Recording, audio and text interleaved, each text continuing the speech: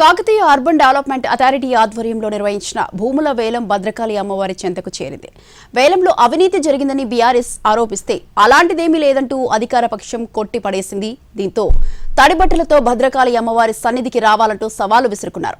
ఇక శుక్రవారం ఓరుగల్లు పొలిటికల్ పోరుగల్లుగా మారుతుందా?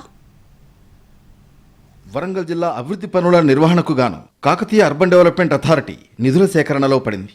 ఇందులో భాగంగా పెండింగ్లో ఉన్న పనులను పూర్తి చేయడం కోసం కుడా పరిధిలో ఉన్న కొన్ని విలువైన భూములను వేలం వేయడం కోసం సన్నద్ధమైంది. బాలసముద్రంలో ఉన్న 2.5 ఎకరాల భూమిని 8 ప్లాట్లుగా విభజించింది.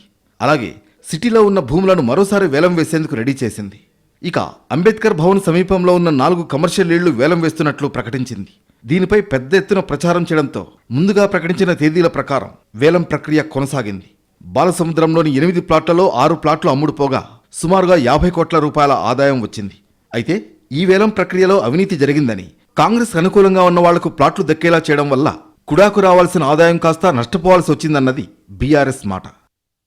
కుడా వేలంలో భారీ అవినీతి అక్రమాలు జరిగాయని, తక్షణమే ఆ వేలాన్ని రద్దు చేసి సీబీఐతో సమగ్ర విచారణ జరిపించాలని బీఆర్ఎస్ డిమాండ్ చేస్తోంది. కుడా ప్లాట్ల వేలాన్ని ఉద్దేశపూర్వకంగా ఆఫ్లైన్లో నిర్వహించడం వెనుక పెద్ద కుట్ర ఉందంటోంది. అక్రమాలు జరగలేదనుకుంటే తడిబట్టలతో భద్రకాళి అమ్మవారి ఆలయానికి వచ్చి నిరూపించుకోవాలని డిమాండ్ చేశారు బీఆర్ఎస్ నేతలు.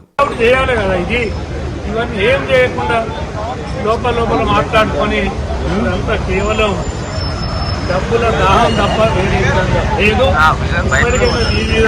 కలెక్టర్ గారు విచారణ చేపట్టాల్సిన.